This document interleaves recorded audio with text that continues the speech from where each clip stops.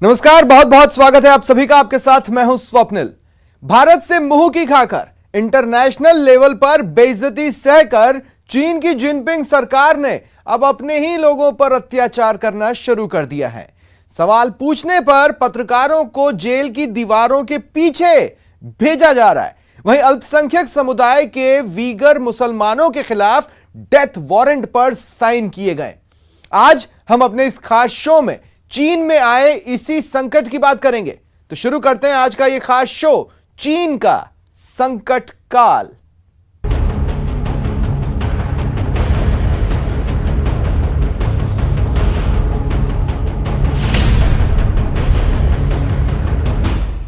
चीन की कम्युनिस्ट सरकार शिनजियांग प्रांत में रहने वाले अल्पसंख्यक समुदाय वीगर मुसलमानों के डेथ वारंट पर साइन कर चुकी है। शी जिनपिंग ने वीगर मुसलमानों को लंबे समय तक जेल में रखने, उन्हें मौत के मुंह में धकेलने का प्लान तैयार किया है। इस प्लान के मुताबिक वीगर मुसलमानों के लिए छोटे छोटे झगड़ों की वजह से सालों की जेल की सजा का प्रावधान है।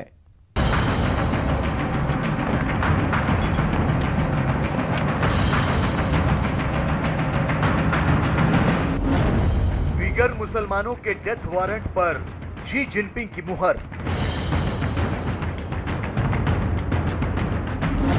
शिनजियांग के टॉर्चर रूम में वीगर मुसलमानों पर अत्याचार।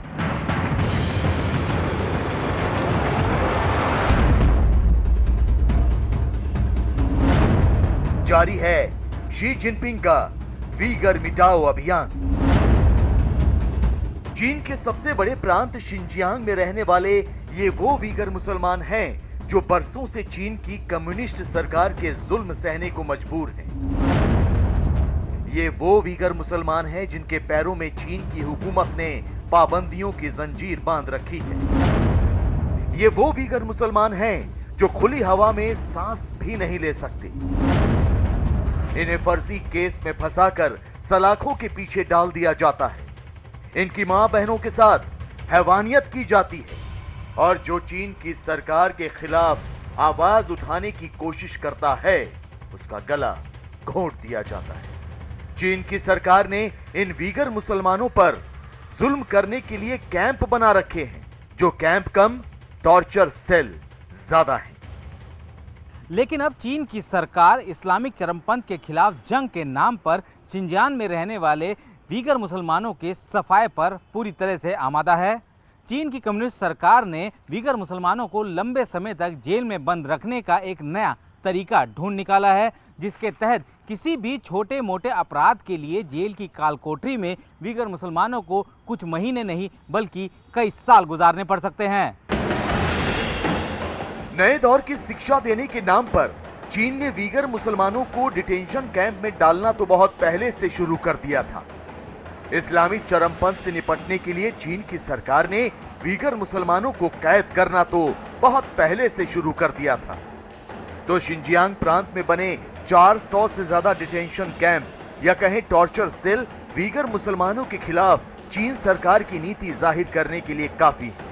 लेकिन अब शी जिनपिंग ने वीगर मुसलमानों को मिटाने की जैसे कसम खा ली है। चीन सरकार के एक नए फैसले के मुताबिक वीगर मुसलमानों को लंबे समय तक जेल में रखा जाएगा। अगर कोई वीगर मुसलमान दूसरे देश से उपहार भी लेता है तो उसे कैद किया जा सकेगा। यही नहीं, छोटे मोटे झगड़े करने पर भी वीगर मुसलमानों को सजा दी जाएगी। पुलिस और अदालतों को इस बाबत दिशा निर्देश जारी कर दिए गए हैं। वीगर मुसलमानों के खिलाफ तुरंत केस दर्ज किया जाएगा ताकि उन्हें जितनी जल्दी हो सके जेल में डाला जा सके। जबकि आतंकवाद के खिलाफ जंग के नाम पर वीगर मुसलमानों को अपराध किए बगैर सलाखों के पीछे भेजने की तैयारी।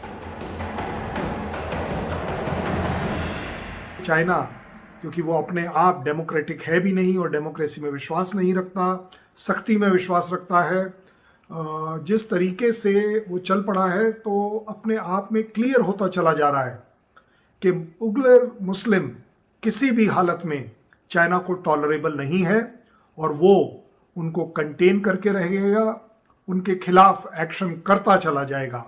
किस देश को पसंद है किस देश को नहीं पसंद है उससे उनको कोई मतलब नहीं। जाहिर है शिनजियांग प्रांत से शी जिनपिंग वीगर मुसलमानों का सफाया करना चाहते हैं। वो अल्पसंख्यक वीगर मुसलमानों का अस्तित्व मिटाना चाहते हैं। तो आंकड़े भी वीगर मुसलमानों के खिलाफ चीन के खौफनाक प्लान का सबूत देते हैं। ह्यूमन राइट्स वॉच के मुताबिक साल 2016 में करीब 40,000 वीगर मुसलमानों को जेल की सजा सुनाई गई, जबकि 2017 में यह आंकड़ा बढ़कर 1 लाख तक पहुंच गया। 2017 से पहले 11% वीगर मुसलमानों को 5 साल से ऊपर की सजा सुनाई गई, जबकि 2017 के बाद करीब 87% वीगर मुसलमानों को 5 साल से अधिक की सजा दी गई। 2016 में 2.5 लाख, 2017 में लगभग 1 लाख और उससे पहले गत वर्षों में लगभग 10 लाख के करीब वीगर मुसलमानों को एक तरीके से चीन ने अत्याचार करते हुए जेलों में ठूस दिया। नाम दिया रिहेबिलिटेशन कैंप। चीन नहीं चाहता कि जिस प्रकार से सीरिया, अफगानिस्तान या अन्य जगहों पे आज इस्लाम के नाम पर पूरे की पूरी दुनिया की मुस्लिम कम्युनिटी एक जिहाद में जुट गई है, ये जिहाद शिनजियांग की ओर रुख कर ले। चीन के शिनजियांग प्रांत में वीगर मुसलमानों के लापता होने के मुद्दे पर भी दुनिया भर में चिंता जाहिर की जा रही है। हाल ही में संयुक्त राष्ट्र की मानवाधिकार मामलों की समिति के सामने कहा गया था कि चीन में करीब 10 लाख वीगर मुसलमानों को एक बार फिर से हिरासत में रखा गया है। हालांकि चीन हमेशा की तरह इन खबरों का खंडन करता है, लेकिन मीडिया पर प्रतिबंध के बावजूद शिनजियांग का सच पूरी दुनिया को पता चल चुका है। यही वजह है कि अमेरिका ने शिनजियांग में वीगर मुसलमानों पर जुल्म को नरसंहार करार दिया है, जबकि कनाडा के हाउस ऑफ कॉमन में भी चीन के खिलाफ प्रस्ताव पारित हुआ है। समझता हूँ कि ये जो नीति है चाइना की तभी तक चलेगी जब तक कि सभी देश इसके साथ जुटकर चाइना से नहीं लड़ेंगे। दूसरी बात ये भी है कि अमेरिका और पश्चिमी देश तो लगातार इस मसले को उठा रहे हैं अंतर्राष्ट्रीय पटल पे, चाहे वो यूनाइटेड नेशन हो या ह्यूमन राइट काउंसिल हो या दूसरी जितनी भी बॉडीज़ हैं वहाँ पे उठा रहे हैं। लेकिन ये हमने देखा है कि इस तरह के रेजोल्यूशन पास होने से मसले हल नहीं होते। अगर सचमुच पश्चिमी देश सीरियस हैं तो मैं समझता हूँ कि उनको प्रतिबंध भी चाइना पे लगाने चाहिए। चीन की कम्युनिस्ट सरकार ये दलील देती है कि वीगर मुसलमान अलग देश बनाने के लिए बम हमले, अशांति और हिंसक अभियान छेड़े हुए हैं। चीन की सरकार ये दलील देती है कि वीगर मुसलमान अफगानिस्तान में प्रशिक्षण लेकर देश को अस्थिर करना चाहते हैं, लेकिन वीगर मुसलमानों के चरमपंथी होने और आतंकी गतिविधियों में लिप्त होने से जुड़े सबूत चीन कभी पेश नहीं कर पाया।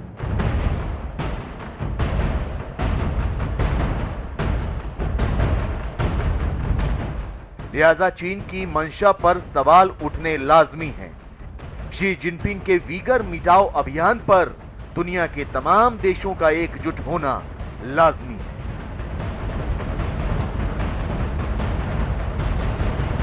ऐसा नहीं है शी जिनपिंग की गाज सिर्फ वीगर मुसलमानों पर ही गिरती है। चीन में तो एक कहावत है, शी जिनपिंग के खिलाफ जिसने भी मुंह खोला या जिसने भी शी या उनकी पार्टी से सवाल पूछा, समझो वो जान से गया। कुछ दिन पहले वहां के कुछ पत्रकारों ने गलवान घाटी का पूरा सच जानने के लिए सवाल किया तो उन्हें सलाखों के पीछे भेज दिया गया। सच से पर्दा उठते ही बौखलाए शी जिनपिंग।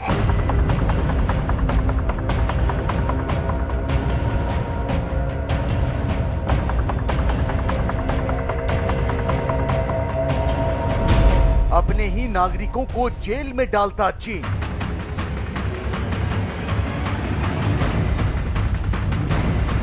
चीन पर दबाव है, घर में बहुत तनाव है।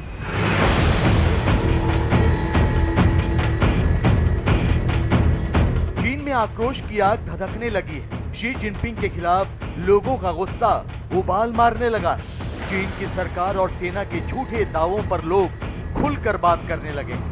तो जब से चीन ने गलवान में मारे गए अपने सैनिकों का अर्ध सत्य कबूल किया है, तब से माहौल और ज्यादा गर्माता जा रहा है। भले ही बीजिंग की सड़कों पर सब कुछ सामान्य नजर आ रहा हो, लेकिन अंदर ही अंदर चीन की कम्युनिस्ट सरकार की मुखालफत शुरू हो गई है।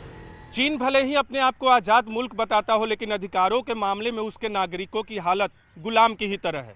चीन में कम्युनिस्ट पार्टी की सरकार है और वहाँ की सरकार के खिलाफ बोलना राजद्रोह माना जाता है। और इसका एक नमूना फिर देखने को मिला है जब गलवान घाटी में मारे गए चीनी सैनिकों को लेकर 3 ब्लॉगर ने सवाल उठाए तो उन्हें सलाखों के पीछे भेज दिया गया।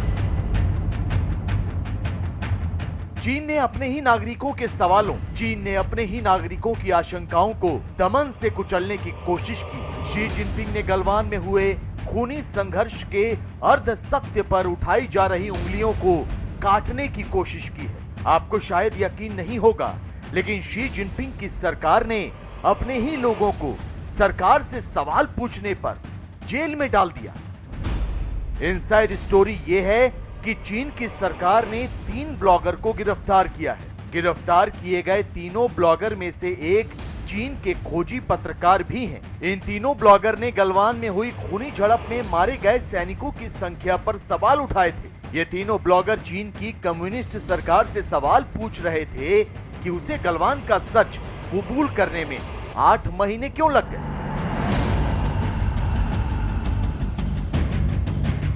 पहले दुनिया के तमाम देशों ने चीन की खामोशी पर सवाल उठाते हुए गलवान में मारे गए सैनिकों की संख्या बताई। अमेरिका ने कहा कि गलवान में झड़प के दौरान चीन के 35 से ज्यादा सैनिक मारे गए। रूस ने कहा कि चीन के 45 सैनिक इस खूनी संघर्ष की बलि चढ़ गए, लेकिन चीन की जुबान से एक शब्द नहीं निकला। फिर अचानक चीन ने ऐलान किया कि गलवान में उसके 4 सैनिक मारे गए थे। तो बस यहीं से चीन के भीतर से ही आवाजें उठने लगी। शी जिनपिंग पर सवालों की बौछार होने लगी।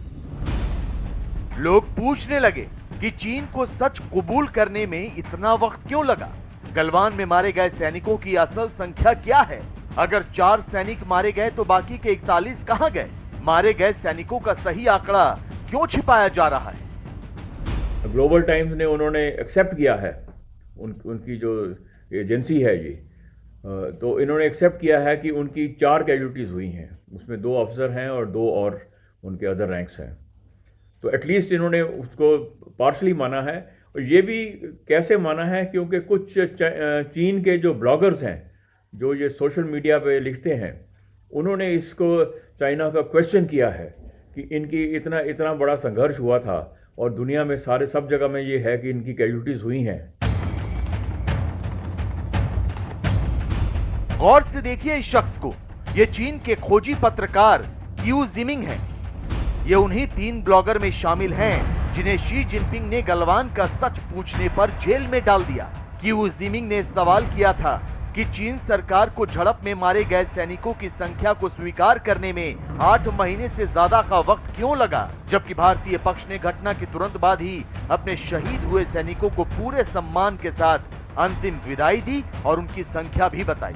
खोजी पत्रकार क्यू जिमिंग ने गलवान के खूनी संघर्ष में मारे गए जवानों की संख्या पर भी सवाल उठाए, लेकिन शी जिनपिंग को उनके सवाल रास नहीं आए। लिहाजा क्यू जिमिंग को काल कोठरी में डाल दिया गया।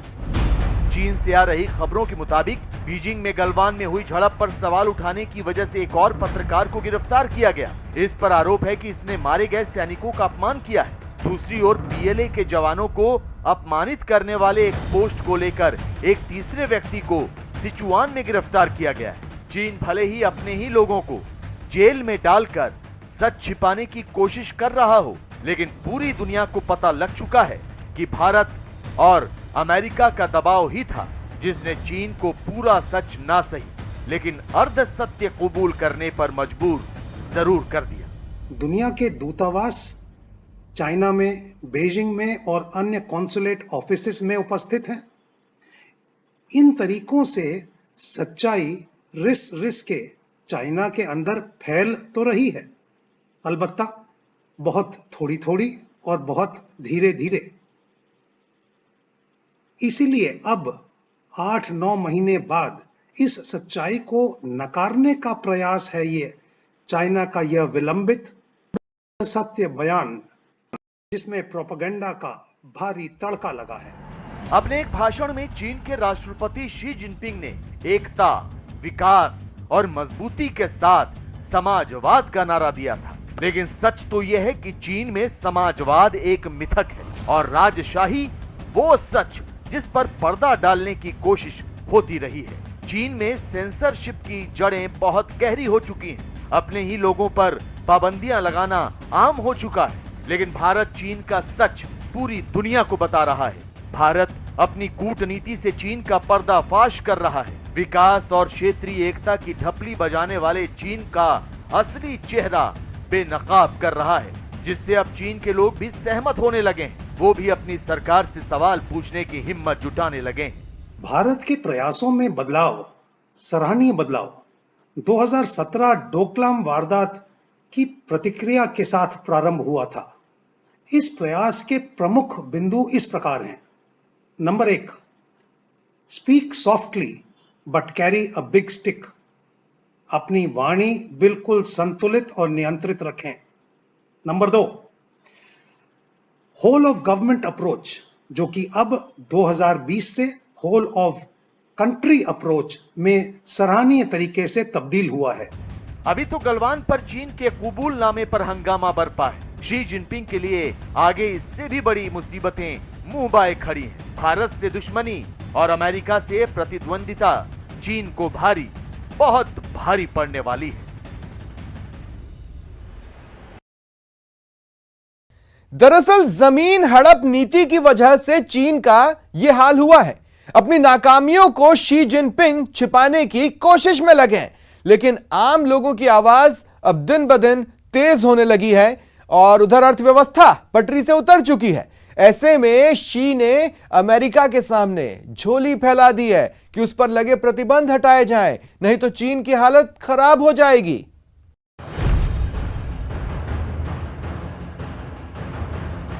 अमेरिका से चीन ने लगाई गुहार।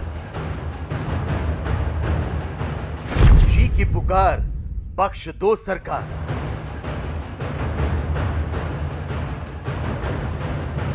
चीन के कारोबार पर प्रतिबंधों की मार।